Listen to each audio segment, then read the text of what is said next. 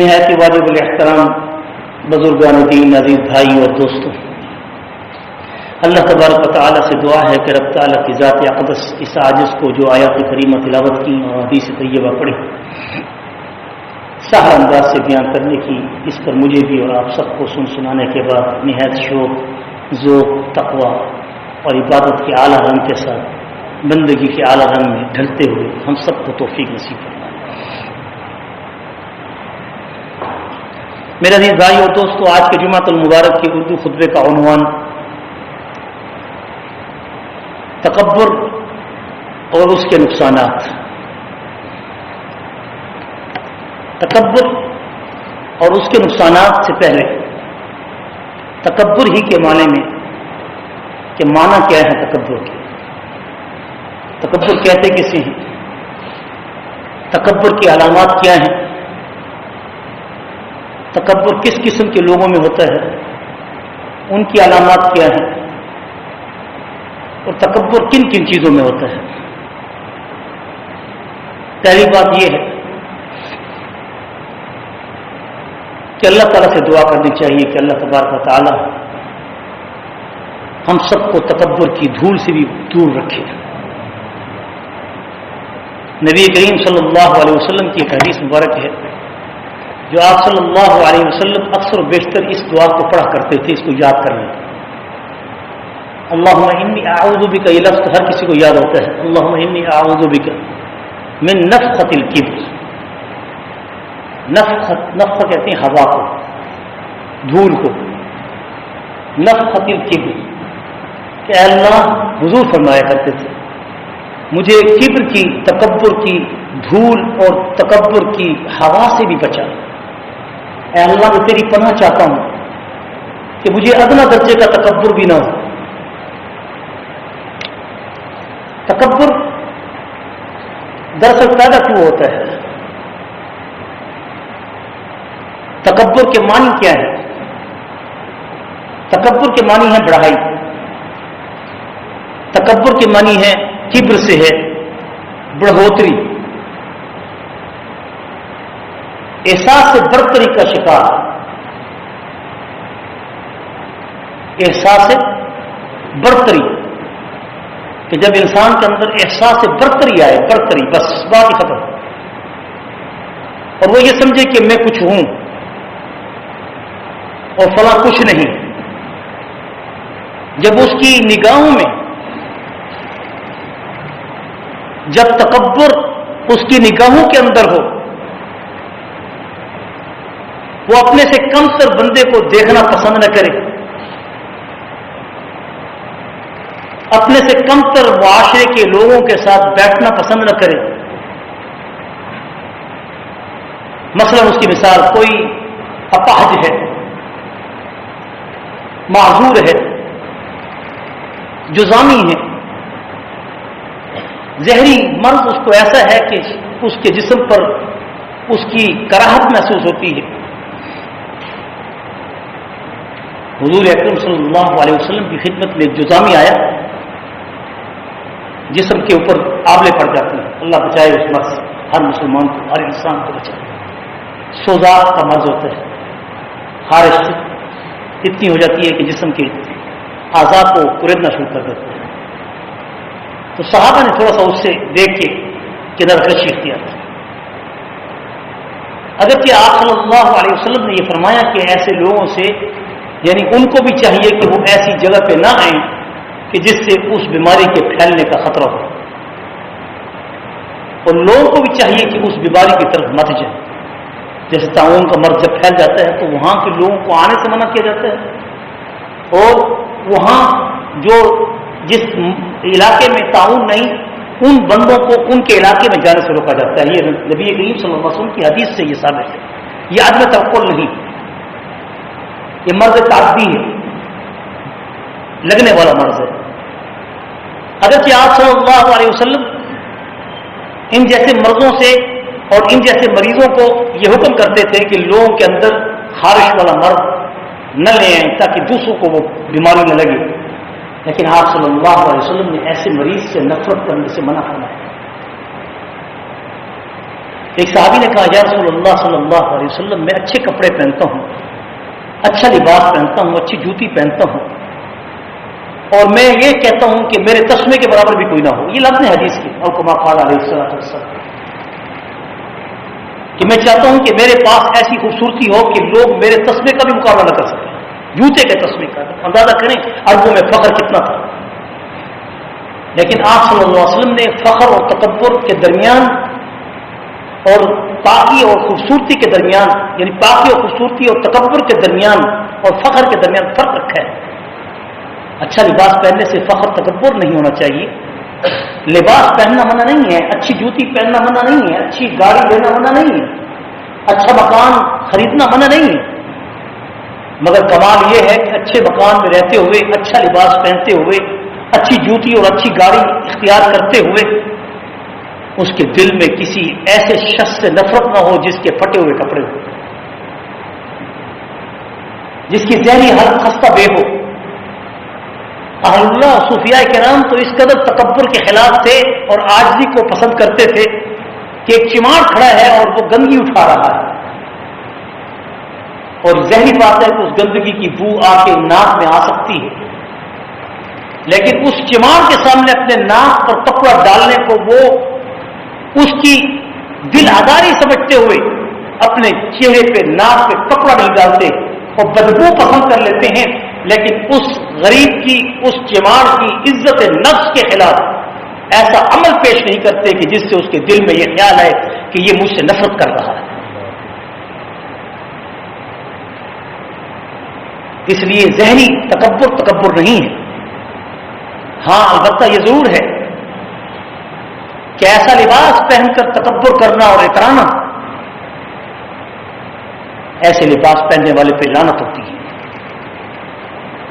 اس لیے تکبر صرف لباس سے نہیں،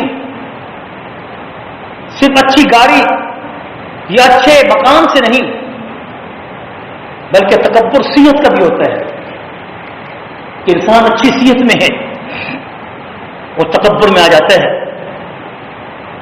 کہ میں تو اچھی صحت رکھتا ہوں، اور دل کے اندر اس کو عجب پیدا ہو جاتا ہے. عجب کیا ہے؟ اللہ کے پیغمبر صلی اللہ علیہ وسلم نے ہر بات واضح کر کے بتائی کہ ریا سے اوپر مقام عجب ہے. العجب اشد من الریا. ریاکار تو اپنے ظاہری عمل سے ریاکار کہلاتا ہے اور اس کو اپنے ریا پر فخر ہوتا ہے اور فخر میں پھر تکبر میں آتا ہے. مگر حضور نے فرمایا اس سے زیادہ خطرناک العجب ہے، جو عجب کا مریض ہے. کہا وہ کیسے؟ صحابہ نے پوچھا کہ عجب کا مریض کون ہوتا ہے؟ کہا عجب کا مریض یہ ہے کہ ظاہری تکبر نہیں کرتا، لوگوں میں عاجزی دکھاتا ہے اور اپنے آپ کو پارسا دکھاتا ہے اور اپنے آپ کو بڑا ہی متقی و پرہیزگار سمجھتا ہے. ظاہری خد و خال اور ڈال ڈول اس کی عاجزانہ ہوتی ہے، مگر دل کے اندر نفس کا تکبر رکھتا ہے. دل میں یہ محسوس کرتا ہے کہ میں بہت بڑا ہوں، میری عزت زیادہ ہے، میرے سامنے ان لوگوں کو ہاتھ باندھ کے تصویر بن کے کھڑا ہونا چاہیے. حضور نے فرمایا کسی کے تکبر کی مثال دیکھنی ہو تو وہ بیٹھا ہوگا اور اس کے سامنے کوئی بندہ کھڑا ہوگا ہاتھ جوڑ کے، یہ بھی تکبر کی علامت ہے. ہاں ایک الگ بات ہے، ایک ادارے میں ایک مدیر اپنی کرسی پہ بیٹھے ہیں تو اس مدیر کو چاہیے کہ جب کوئی شخص اس کے پاس آئے تو اپنے پاس کرسی رکھے، وہاں پر میز کے سامنے، ٹیبل کے سامنے کسی کو کھڑے ہو کر ہاتھ دوزانوں باندھ کر، یہ تکبر ہے اس کے لیے.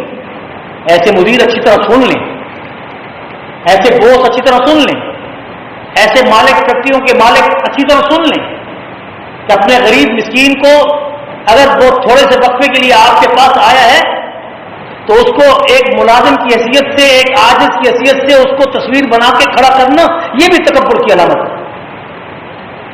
اس کو سیٹ دے، اس کو بٹھائے، پھر اس سے بات کرے. اکثر بیشتر یہ دیکھا جاتا ہے متکبرین اپنی رعایا کو کھڑا کر کے ان کے سامنے آپ خود بیٹھے ہوتے ہیں اور پھر جھاڑ دے رہے ہوتے ہیں، یہ تکبر کی علامت ہے. تکبر علم سے بھی ہوتا ہے کہ ایک شخص عالم ہے، وہ یہ سمجھتا ہے کہ میں تو سب کچھ جانتا ہوں، یہ جاہل ہے، ان کے پاس کچھ نہیں، اور میں تو بڑا ہی سمجھدار ہوں، اسکالر ہوں، ڈاکٹر ہوں. یہ عجب ہے اس کا، یہ دل کا اور نفس کا ریا ہے. تو یہ نفس کا ریا کیسے ختم ہوگا؟ یہ دل کا ریا کیسے ختم ہوگا؟ یہ دل کا تکبر کیسے ختم ہوگا؟ نبی کریم صلی اللہ علیہ وسلم امت کو یہ کہتے تھے کہ اللہم احیینی مسکینا وامیتنی مسکینا واحشرنی فی زمرۃ المساکین، کہ اللہ مجھے زندہ رکھ تو مسکینوں میں زندہ رکھ، اور مسکین بنا کے رکھ. یہ الفاظ اپنے اردو کے الفاظ میں تو یاد کر لیں، اور یہ دعا کے اندر ضرور کہا کریں. مصنون دعاؤں کی کتاب حسن حسین ہے، اور بھی بہت سی کتابیں ہیں. ہفتے میں ایک دن ضرور اس کو پڑھنے کا رکھا کریں، اور ترجمے کے ساتھ اس کو پڑھا کریں. مناجات مقبول ہے، بڑی اچھی کتاب ہے، وہ لے کے رکھیں. ایسے ہی حسن حسین ہے، یہ ایک کتاب ہے، بڑی خوبصورت کتاب ہے. مصنون دعاؤں کی کتابیں ہیں. ہفتے میں ایک دن مقرر کریں، کیونکہ دعا مانگنے والا جب دعا کرتا ہے تو تضرع کرتا ہے، جب تضرع کرتا ہے تو عاجزی ہوتی ہے، جب عاجزی ہوتی ہے تو انکساری ہوتی ہے، جب انکساری ہوتی ہے تو سرنگوں ہوتا ہے، جب سرنگوں ہوتا ہے تو اس کے دل کے اندر فخر و تکبر ختم ہو جاتا ہے. اس لیے حضور فرمایا کرتے تھے اللہم احیینی مسکینا، اے اللہ مجھے مسکین رکھ. مسکین سے مراد یہ نہیں کہ تنگ دست. ایک غریب ہوتا ہے، ایک فقیر ہوتا ہے، ایک مسکین ہوتا ہے. کئی مرتبہ اس کو بتایا جاتا ہے کہ زکوٰۃ کے مستحقین میں غریب بھی ہیں، فقیر بھی ہیں، مسکین بھی ہیں. اب فرق یہ ہوتا ہے کہ کسی کے پاس کچھ ضرورت کے لیے ہوتا ہے، کچھ نہیں ہوتا، اور وہ ضرورت مند ہوتا ہے لیکن صاحب نصاب نہیں ہوتا. وہ انما الفقراء والمساکین جیسے قرآن میں آیت آتی ہے، کیسے حفظت؟ انما الفقراء والمساکین سے شروع ہوتی ہے. فقراء والمساکین والعاملین علیہا، فقراء اور مساکین کو اللہ کے پاک پیغمبر نے اور اللہ تعالیٰ نے الگ الگ پیش کیے. فقیر وہ ہوتا ہے جس کے پاس کچھ بھی نہ ہو، دھیلا بھی نہ ہو. اس کو تو ڈھونڈنا اور اس کو تلاش کرنا ہمارے اوپر واجب اور فرض ہے. وہ اپاہج، وہ مسکین، وہ غریب، وہ فقیر جس کے پاس کچھ نہیں کھانے کو، معذور ہے، اس تک پہنچنا ہمارا فرض ہے. اپنی زکوٰۃ کو ان کو دے کر جا کے ان کے ہاتھ پہ رکھنا فرض ہے. وہ ایک مسکین کہلاتے ہیں. جو غریب تو ہوتے ہیں، صاحب نصاب نہیں ہوتے، سونا نہیں ہوتا، چاندی نہیں ہوتی، پراپرٹی نہیں ہوتی، لیکن اتنا ہوتا ہے کہ صبح شام کا کھا لیتے ہیں. لیکن ضرورت مند ہوتے ہیں، بچوں کے لیے فیس نہیں، بچوں کے لیے اسکول داخل کرنے کے لیے ان کے پاس خرچ نہیں. وہ بھی چاہتے ہیں کہ ہمارے بچے اچھی تعلیم حاصل کریں. آج تو یہ تعلیمی ادارے یہ تکبر کا شکار ہے. اگر یہ لفظ میں کہوں تو محسوس نہ کرنا، اگر کوئی بیٹھے ہیں اداروں کے مدیر جنہوں نے اسکول اور کالج یونیورسٹیاں بنا کر پرائیویٹ سسٹم میں امت کے خون پسینے کی کمائی کو نچوڑ کر اور ان سے پتہ نہیں کیا کچھ لیتے ہیں، ایڈمیشن فیس الگ لیتے ہیں، ماہانہ فیس الگ لیتے ہیں، اینول فیس الگ لیتے ہیں. ظلم کی انتہا ہے ان لوگ. یہ تعلیم کو انہوں نے پروفیشنل بنا رکھا ہے. یہ سب سے بڑے وہ تکبر ہے. تکبر کا معنی یہ نہیں کہ دل کے اندر تکبر ہو، اپنے عمل سے ایسا کام ثابت کرنا کہ جس سے کسی غریب کا خون پسینہ چوسا جائے. ایک غریب آدمی اپنے بچے کو اچھے اسکول میں داخل نہیں کر سکتا. اب اگر اس کے پاس پیسے نہیں تو اس کو زکوٰۃ دی جا سکتی ہے. اگر وہ صاحب نصاب نہ ہو، سونا چاندی اور اس کے علاوہ پراپرٹی کا مالک نہ ہو، اگرچہ وہ دن رات اچھا کھا پی لیتا ہو، اس کو بھی زکوٰۃ دے سکتی ہے. بہرحال یہ بات الگ چل پڑی. میں یہ کہہ رہا ہوں کہ اللہ کے پاک پیغمبر صلی اللہ علیہ وسلم نے تکبر سے بچنے کے لیے یہ فرمایا ہے کہ مسکینوں اور یتیموں اور بیواؤں اور غریبوں میں بیٹھنا اپنے آپ کو اپنی عادت بناؤ. نماز میں اگر کوئی غریب آپ کے ساتھ کھڑا ہو گیا ہے تو اسے کندھا ملاؤ، اس لیے تو حکم ہے کندھے ملانے کا، تاکہ تکبر ختم ہو، فاصلے ختم ہو، ڈسٹنس ختم ہو۔ ایک ہی صف میں کھڑے ہو گئے محمود و ایاز، نہ کوئی بندہ رہا نہ کوئی بندہ نواز۔ میرے بھائیوں اور دوستوں، یہ صرف کہنے سے نہیں، کیونکہ میں نے بھی بتایا کہ ایک شخص اچھا لباس پہنتا تھا، اس نے کہا یا رسول اللہ کیا اچھا لباس پہننا تکبر ہے؟ آپ نے کہا نہیں، اللہ جمیل و یحب الجمال، اللہ خوبصورت ہے، خوبصورتی کو پسند کرتا ہے، لیکن تکبر وہ ہے جو لباس پہن کر پھر اترائے۔ اس لیے تہبند کو لٹکانے سے منع کیوں کیا گیا تھا کہ آج بھی عربوں میں بڑے بڑے لمبے لمبے لباس پہن کر زمین پہ گھسیٹتے ہوئے چلتی ہیں۔ حضور نے فرمایا خبردار، یہ تکبر کی علامت ہے، اللہ کو ایسی چال پسند نہیں جس چال کے اندر تکبر ٹپکتا ہو، اللہ کو ایسی گردن پسند نہیں جو اکڑ کے چلتی ہو۔ دیکھا نہیں جانوروں کو کہ کسی جانور کی گردن اکڑی ہوئی ہے، زمین پہ جھکی ہوئی ہے۔ عاجز بننا سیکھو تو جانوروں کو دیکھ کے سیکھو، چونٹیوں کو دیکھ کے سیکھو، ورنہ حضور نے فرمایا کہ جو متکبر ہے روز قیامت ان کو چونٹیوں کی شکل میں اٹھایا جائے گا، لوگ ان کو رونتے ہوئے آگے بڑھیں۔ حضور کا ارشاد اللہ احیینی مسکینا، اے اللہ مجھے مسکین زندہ رکھ۔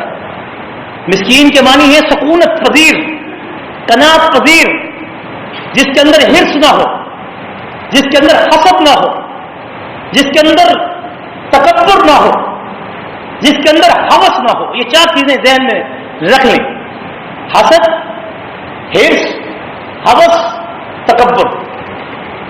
حضور کا ارشاد ہے کہ جو ان چیزوں سے بچ جائے اضمن لی جنت، میں اس کی جنت کی ضمانت دیتا ہوں۔ زبان کا تکبر نہ ہو، بولتے ہوئے کسی کو حقارت امیز الفاظ سے مت کسو،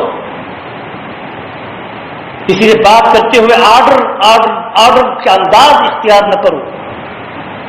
من تواضع للہ رفعہ اللہ، جو شخص اپنے آپ کو تواضع میں رکھتا ہے، عاجزی اختیار کرتا ہے، اللہ رب العزت اس کو عزت دیتا ہے، اس کو رفع دیتا ہے، اس کو اونچا کرتا ہے، اس کو بلند کرتا ہے۔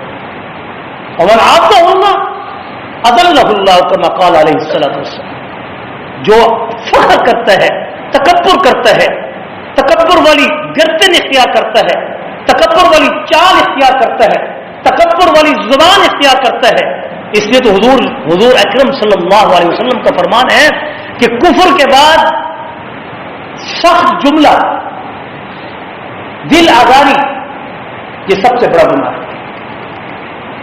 جہاں آپ نے شرک کی مذمت کی ہے وہاں آپ نے متکبرین کی مذمت کی ہے۔ اللہم احیینی مسکینہ، یہ الفاظ یاد کریں، اللہم احیینی مسکینہ، اے اللہ مجھے زندگی دے تو مسکینوں والی دے، میرے دل میں سکون ہو، مجھے حرص نہ ہو، لالچ نہ ہو، مجھے ہوس نہ ہو، نفسانی خواہش میرے اوپر غالب نہ ہو، میرے اندر حسد نہ ہو، کسی سے جیلسی پن اختیار نہ کروں، کسی کی دولت کو، عزت کو، اس کی صحت کو یا شان و شوکت کو دیکھ کر میں پریشان نہ ہوا کروں۔ یہ لفظ دعا کے اگر یاد کر لیں تو اللہ پاک ان برائیوں سے محفوظ کر دیتے ہیں۔ دعاؤں میں بڑا اثر ہے۔ جمعے کے دن اپنے لیے ایک وقت مقرر کیجیے، میرے پیارے محبوب کی پیاری دعائیں، ایک گھنٹہ نہیں تو آدھا گھنٹہ ان دعاؤں کو ترجمے کے ساتھ پڑھ کر سوچی، مانگی، کیونکہ حدیث شریف میں آتا ہے بندہ جب دعا میں تجربہ کرتے ہوئے سوچ کر اللہ سے مانگتا ہے اللہ پاک اس کے لیے وہی کچھ کر دیتے ہیں۔ اللہم احیینی مسکین و امیتنی مسکین، اے اللہ مجھے زندہ بھی رکھ تو مسکین رکھ، اور اگر مجھے موت بھی آئے تو مسکینوں کی طرح آئے، تکبر میں نہ آئے، فخر کی حالت میں نہ آئے، کسی کو ڈانٹ ڈپٹ دیتے ہوئے نہ آئے۔ ہاں ڈانٹ ڈپٹ کا کہیں کہیں مقام ہوتا ہے، مدیر اپنی رعایا کو یا کسی باپ اپنی بیٹے اپنی اولاد کو کسی طرح ڈانٹ ڈپٹ دیتے ہیں، وہ جائز ہے۔ تکبر یہ ہے کہ دل کے ارادے سے کسی کو ذلیل کرنا، دل کے ارادے سے کسی کو حقیر سمجھنا، اپنی نظروں میں کسی کو حقیر سمجھنا، یہ کیسے ختم ہوگا؟ اس کے لیے حضور اکرم صلی اللہ علیہ وسلم فرماتے ہیں کہ تکبر سے بچنا چاہتے ہو تو زبان کو اپنی لگام میں رکھو.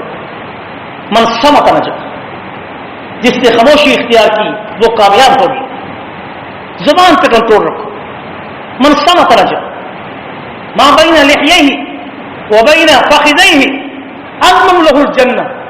جو شخص مجھے ان دو جبڑوں کے درمیان زبان کی ضمانت دے دے کہ اس سے کسی کے دل کو نہ دکھائے. جراحات السنان لہتیام ولا یلتام ما جرح اللسان. دیکھ لو ایک عام سا لوتھڑا ہے نرم، اور دو شریروں کے درمیان میں کیسے تیزی سے حرکت کر رہا ہے. ذرا غور کرو کون ہے اس لوتھڑے کو دانتوں کے شکنجوں میں کیسے زبردست طریقے سے بلوا رہا ہے. یہ زبان ہماری، کلام اس کی، اللہ کی طاقت سے بول رہی ہے. زبان کا فالج ہو جائے تو زبان بول نہیں سکتی. جسم کا فالج ہو جائے اس حرکت نہیں کر سکتا. اس سے پہلے کہ تمہارے تکبر میں بڑھوتری ہو، احساس برتری کا آپ شکار ہوں، آپ ان لوگوں کے ساتھ بیٹھیں جن لوگوں کے اندر کمی ہے، جو غریب ہیں، جو مسکین ہیں. مسجد میں اگر کوئی نمازی اگر آپ کے ساتھ پھٹے پرانے کپڑے والا کھڑا ہے تو اس سے کندھے ملا کے کھڑے تاکہ دل کے اندر یہ آپ کا عجب ختم ہو جائے کہ میں امیر ہوں، یہ غریب ہے. یہ تکبر کی علامات ہے. نبی کریم صلی اللہ علیہ وسلم جب چلتے تھے تو تمشی کانما ینقلع، او کما قال علیہ الصلوۃ والسلام کہ آپ صلی اللہ علیہ وسلم کی چال بھی ایسی ہوتی تھی کہ آپ چلتے ہوئے آگے بھی دیکھتے تھے لیکن گردن جھکا کے چلتے تھے. یمشی کانما ینقلع. الا ان الملوک اتخذوا اذا قرية نفسدوها وجعلوا اعزة اهلها اذلة وكذلك يفعلون. کوئی بھی بادشاہ جب بادشاہ بن کر کسی ملک میں داخل ہوتا ہے تو عزت والوں کو ذلیل کر دیتا ہے، ذلیل والوں کو عزت دے دیتا ہے. آپ خود دیکھ رہے ہیں ہر آئی حکومت ایک دوسرے کو اوپر نیچے کرتی ہے. ہر قسم کے مقدمات چاہے سچے ہیں یا جھوٹے ہیں بناتی ہے صرف اس لیے کہ ہم اپنا دبدبہ قائم کریں. اللہ فرماتا ہے میرے محبوب جب فاتح بن کر مکہ میں داخل ہو رہے تھے، اللہ اکبر، قربان جاؤں محبوب کریم محمد الرسول اللہ کی اداؤں پر، قربان جاؤں حضور صلی اللہ علیہ وسلم کی ان پیاری پیاری اداؤں پر کہ جس سے امت کو ایک سبق دے کے گئے کہ فاتح بن کے داخل ہو رہے ہیں. وہی مکہ جس مکہ میں آپ جاتے ہوئے آنکھوں سے آنسو بہا رہے تھے اور 2 رکعت پڑھنے کی اجازت شیبی جو اس وقت کلید بردار تھا، چابیاں جس کے پاس تھی بیت اللہ کی، وہ اندر 2 رکعت پڑھنے کی اجازت نہیں دے رہا تھا. اور پھر جب آپ فاتح بن کر مکہ میں داخل ہوئے تو قصوہ نامی اس اونٹنی پر جس پر آپ سوار تھے، آپ کی گردن مبارک مکہ کے اندر داخل ہوتے ہوئے اس اونٹنی کی گردن کے برابر ہو چکی تھی، اتنی جھکی ہوئی تھی. وجہ ہے تخلیق کائنات، سید المرسلین خاتم النبیین محمد الرسول اللہ کہہ دو صلی اللہ علیہ وسلم.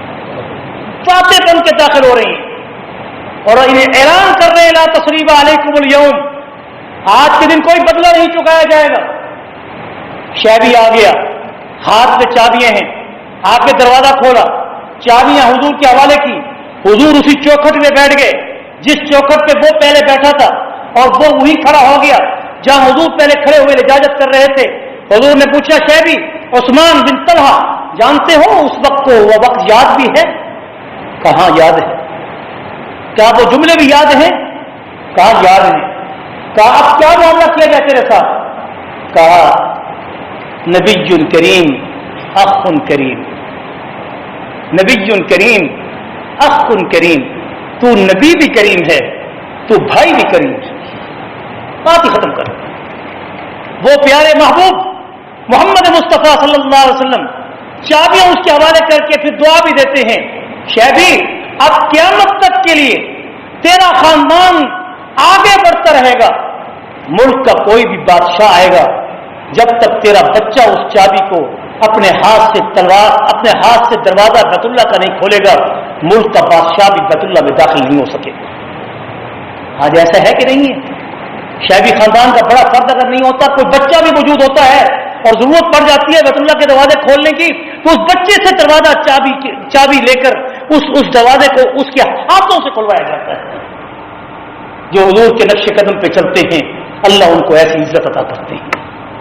میرے بھائی اور دوستو، اللہم احیینی مسکینا وامیتنی مسکینا واحشرنی فی زمرۃ المساکین، فی زمرۃ المساکین.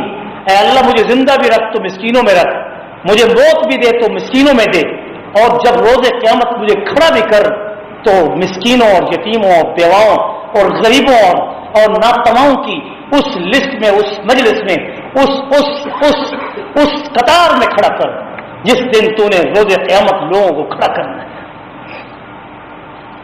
اس لیے حضور فرماتے ہیں کہ کثرت سے قبرستان جایا کرو اور ان قبر والوں کو دیکھا کرو، کتنے عظیم لباس پہننے والے تھے، کتنی بڑی بڑی بلڈنگیں بنانے والے تھے، کتنی دولت اور مال رکھنے والے تھے. آج وہ مال کہاں گیا؟ وہ ثروت کہاں گئی؟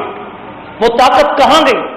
فرعون کو 500 سال تک سر میں درد نہ ہوا تو تب اس نے انا ربکم الاعلی کہا، اور آج کے 10-20 سال اگر عیاشی میں گزارتے ہیں تو کہتے ہیں مجھ سے بڑا خدا کوئی نہیں. تکبر کی یہ حالت ہوتی ہے تو بات صرف گالی سے کم کرتے نہیں. حضور نے فرمایا وہ مومن نہیں جو لعان ہو، طعان ہو اور بری ہو، گالی بکنے والا ہو. من خلق الاسلام ترکہ ما لا یعنی.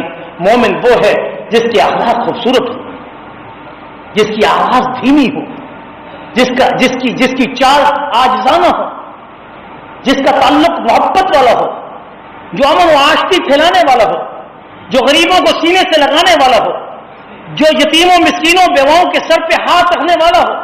کیوں حضور نے فرمایا یتیم کے سر پہ ہاتھ رکھا کرو تاکہ تمہارے دل کے اندر عاجزی پیدا ہو. یتیم کو گلے لگاؤ تاکہ تمہارے دل کے اندر رحم پیدا ہو.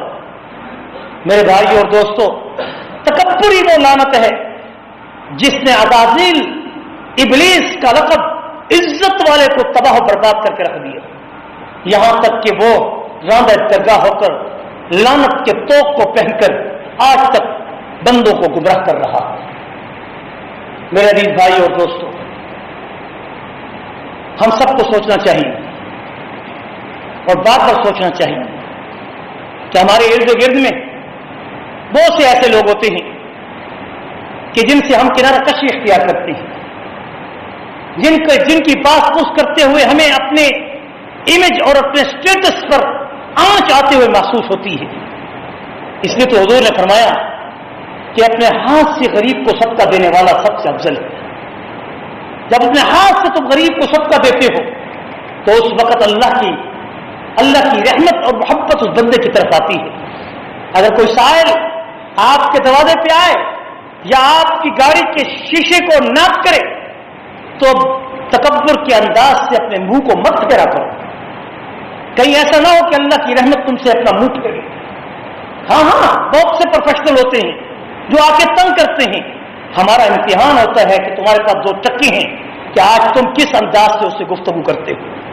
کیا وہ وقت تمہیں معلوم نہیں جب تم ایک ناپاک قطرے کی پیدائش سے اور پھر اس کے بعد آپ کی حالت کیا تھی؟ ماں کے پیٹ میں 9 سال تک کیا کھایا؟ اس دنیا میں آ کر 9 مہینے آپ نے ماں کے پیٹ میں کیا کھایا؟ اور پھر اس دنیا میں آ کر اچھے لباس پہن کر اترانا شروع کر دیا. اللہ کو یہ بات پسند نہیں ہے. ایک واقعہ مشہور ہے، ایک میاں بیوی نئی شادی کھانا کھا رہے تھے کہ ایک فقیر نے آ کے دستک دی. ان کو غصہ آیا کہ ہمارے کھانے کے اور ہماری اس خوشی کے اندر ایک فقیر نے آ کے ایسے مخل ہو کر انٹرفیئر کر دیے ہے. انہوں نے اس کے میاں نے اس کو دھتکار دیا، اس فقیر کو دھتکارا اور کہا کہ تم نے ہماری مجلس میں ایک بے چینی پیدا کر دی، جاؤ یہاں سے. جھٹک دیا. وہ بھوکا تھا فقیر. کچھ فقیر ایسے بھی ہوتے ہیں کہ لباس فقر میں خضر پھرتے ہیں. خیال کیا کرو میرے بھائی. یہاں تک کہ وہ فقیر تو آہ بھر کے چلا گیا. کچھ ہی دن نہیں گزرے کہ وہ میاں بیوی کے درمیان آہستہ آہستہ ترغلی اور زوال شروع ہو گیا. یہاں تک کہ میاں بیمار ہو گیا اور یہاں تک کہ اس کا کاروبار ٹھپ ہو گیا. اب بیوی کو نہ کھلا سکتا تھا نہ اس کے نخرے برداشت کر سکتا تھا. یہ کتابی واقعہ ہے، یہ کوئی سنا سنایا واقعہ نہیں ہے، لکھا ہوا واقعہ ہے جس کو بہت بڑے عالم نے اس کو لکھا ہے اور اپنے تجربے میں اس کو سامنے دیکھ کر اپنی زندگی کے اس واقعے کو پیش کیا ہے. یہاں تک کہ اس نے اپنی بیوی کو کہا کہ میں اب تجھے نہیں پال سکتا، اب میرے ساتھ رہنا ہے تو رہ، ایسی قسم کرسی کی حالت میں تو رہ سکتی ہے تو تجھے اجازت ہے ورنہ میں تجھے طلاق دیتا ہوں. اس کی بیوی نے اس سے طلاق لے لی. اب اس نے کسی اور سے شادی کر لی. اب وہ شادی کر کے زندگی گزار رہے ہیں، لیکن وہ سبق حاصل کر چکی تھی. وہ بھی ایسے ہی بیٹھے ہیں کہ ایک فقیر دستک دیتا ہے. دستک دینے کے بعد جب اس کی بیوی کچھ کھانا لے کر اس فقیر کے پاس جاتی ہے، دروازہ کھولتی ہے، اس کو جو ہی دیکھتی ہے تو رو پڑتی ہے، چیخ مارتی ہے. میاں اس کا ڈر کے مارے بہر آتا ہے کہ کہیں ایسا تو نہیں ہو گیا کہ کہیں کسی فقیر نے چھیڑ چھاڑ تو نہیں کر دی. جب بہر آ کے دیکھا تو وہ رو رہی ہے. کہا روتی کیوں ہو؟ کیا اس فقیر نے کچھ کہا؟ کہا نہیں، یہ میرا پہلا خاوند ہے. کیا ہم ایک دن کھانا کھا رہے تھے، ایک فقیر نے دستک دی اور اس نے اس کو جا کے جھاڑ پلائی. آج اس کو میں فقیر بنتے ہوئے دیکھ رہی ہوں.